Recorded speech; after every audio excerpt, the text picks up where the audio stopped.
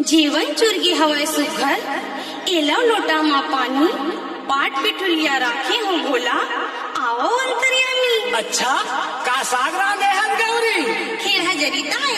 अरे दही महिला तो